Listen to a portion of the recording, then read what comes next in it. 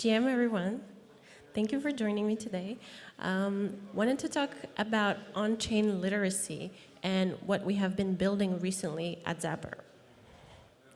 So let's start with a little definition about what is on-chain literacy. So basically means the ability to read and browse data and processes that occur on the blockchain, as well as the ability to interact with it.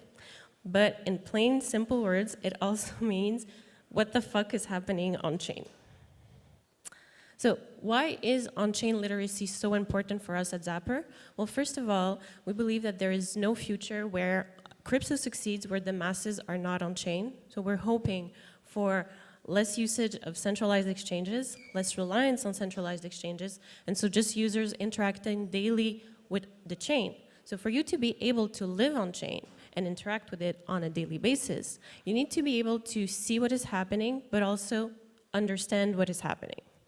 And another really important point for us is to level the playing field. What I mean by that is there's a huge gap right now in the knowledge and how some users in the ecosystem have a good knowledge of the blockchain, read it really well, so they're able to get the alpha before everyone else, they're able to make very advantageous financial decisions before everyone else. And so we believe that by increasing on-chain literacy, we'll be able to close this gap, and so that everyone will be able to get the alpha. So you don't need to be a tech-savvy person or a shadowy supercoder or be part of a very private Telegram fancy group to be able to get that alpha. You should be able to just read the chain like everyone else and just get that information from there. So there's a really good transition that is happening from online to on-chain right now, where the users are now able to see what is happening behind closed doors, all thanks to the blockchain. So you get to see everything at all times, forever registered. So we want to provide those glasses, those on-chain glasses that let you see and read what is happening without having those technical skills. So let's take a look at the current state of on-chain literacy right now as it is today. There's a lot of terms that are really hard to grasp for newcomers. So not only we're expecting the users to learn a bunch of new words, a bunch of new ways of interactions, we're also pressing them to start interacting with the chain very quickly, which is great. They learn and they do mistakes. It's not often that we ask the users to actually understand the chain, read it, and try to make a sense of it. At least that has been my experience. And so on-chain experience is very fragmented right now, where we're taking our understanding of Web 2 and we're porting it into Web 3. This has been covered widely, how we're thinking of the chain as a very siloed experience. So you go on OpenSea, you check out your NFTs.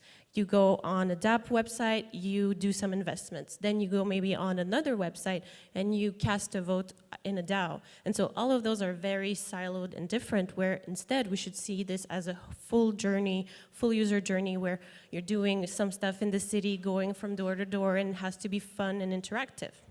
And so because reading the chain has such a high barrier to entry, we tend to rely on third parties. So most of us are on Twitter. We believe that the alpha is on Twitter. We're trying to find who we should be following, who has the latest news, or maybe some cool Telegram channels that people are adding us. So this is where the alpha is.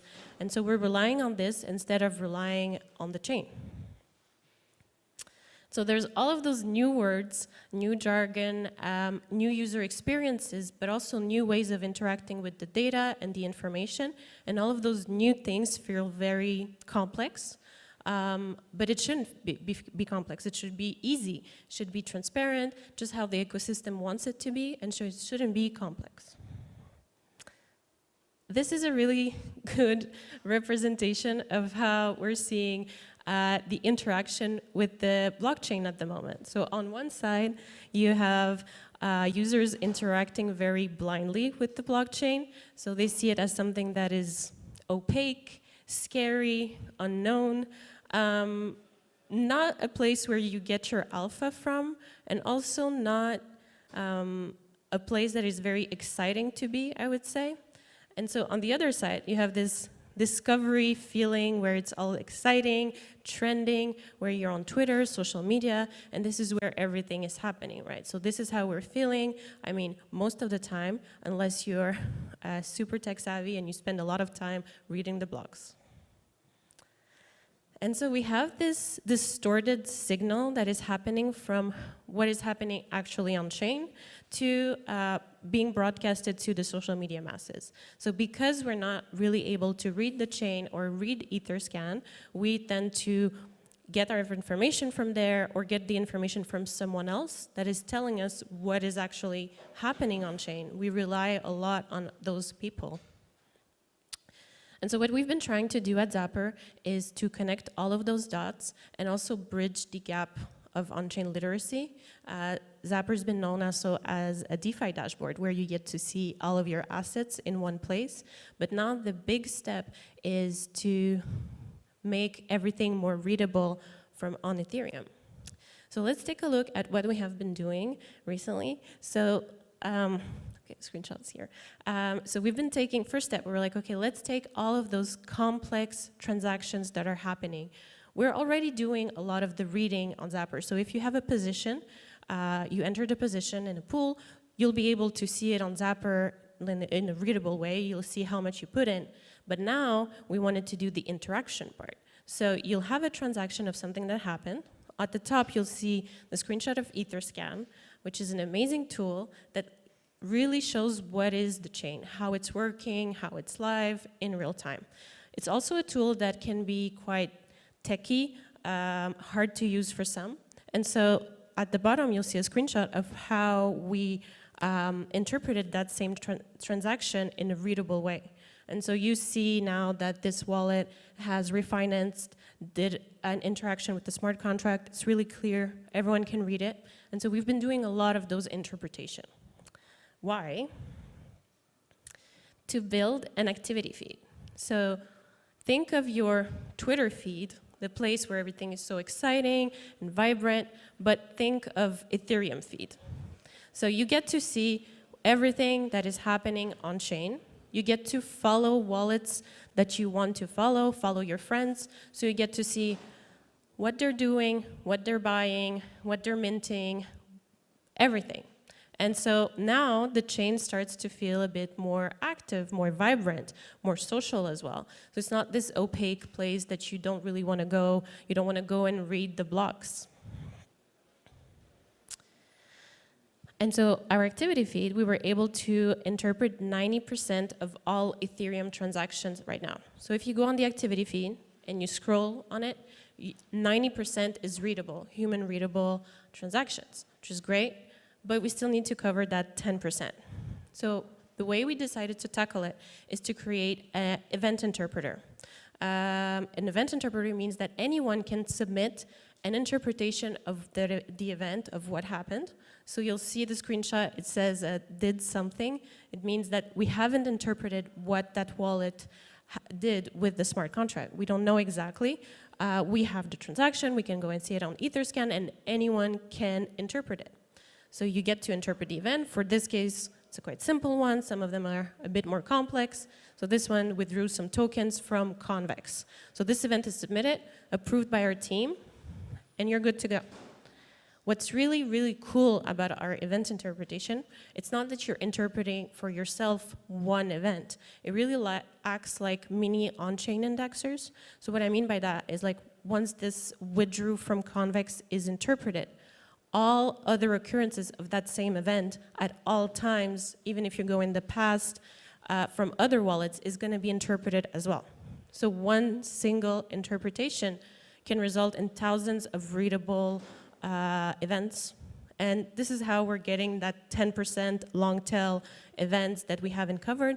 And then at some point, hopefully we reach 100% where you're scrolling on the feed and you see just everything that is happening on the chain in real time.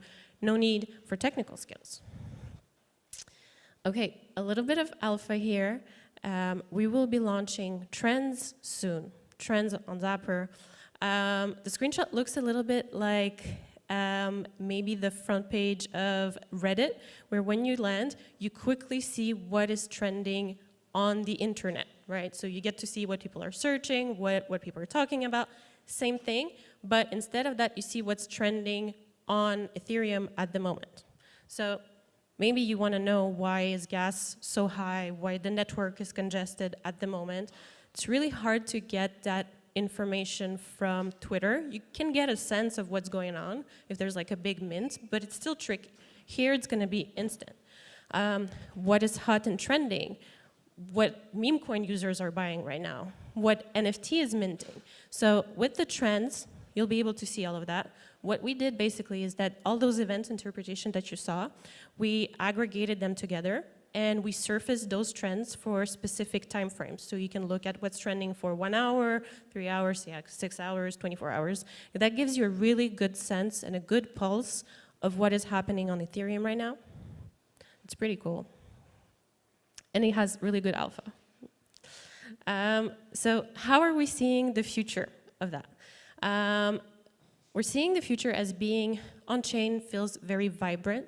A good analogy is that you're in this city and you're in a town hall and everyone meets there, gathers there, exchange, you see everything that's happening. You don't need to go on a third party on Twitter where people interacted on the chain and then went on Twitter and said, hey, this is what I did on chain. I minted this. You don't need that part. It's just there for everyone to see.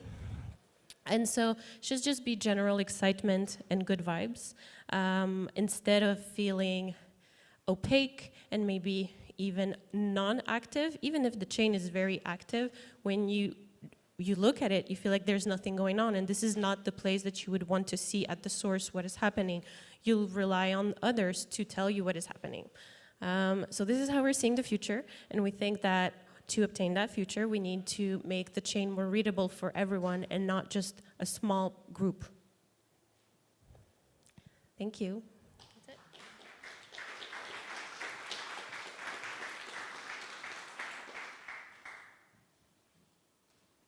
I don't know if there is any questions.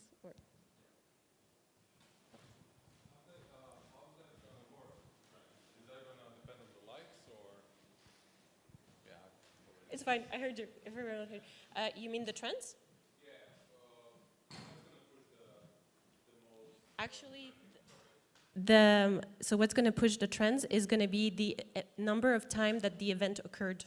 And so it has nothing to do with like the social likes. It really, if we constantly see the minting of that NFT collection, for example, for that hour, every time that this event shows, it's going to feed into the number.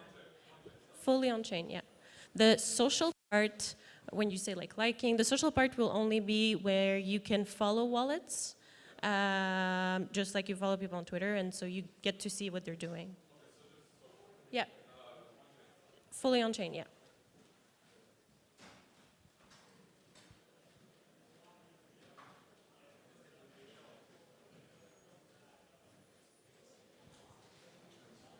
Hi, yeah.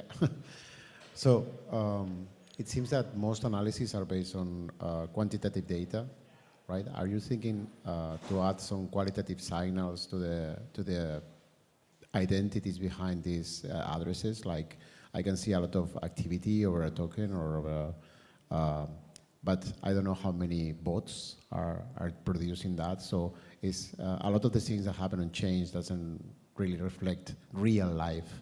Right, there is a lot of synthetic transactions. So do you foresee adding some qualitative signals to reduce the noise? That's a really good point. No, for now, no. I think that there is some bots for yes, but I mean you'll still see and get a really good feel of the actual transactions that are happening because just gonna overtake like by volume. And so right now it's really simple for us. It's just like the first step was the interpretation. Oh, maybe I didn't get your question. No, but then, I mean, if you are not filtering the synthetic activity, this can also be used as a tool for manipulating the perception, right? Because if I can create a lot of traffic and you are magnifying that by showing that there is a lot of traffic, right? You're basically giving the people behind the bot farms a new tool to create hype. Totally. Yeah, you can, we've seen this on the internet where you create the fake volume and everything. So I think the step after this is going to find to find a way to filter it, which is going to be a bit tricky, but I think there's some ways around it, where you will have to find the real interaction instead of the fake interaction that the bots are broadcasting for us. So for sure. Yeah. Okay. Merci. Thank you.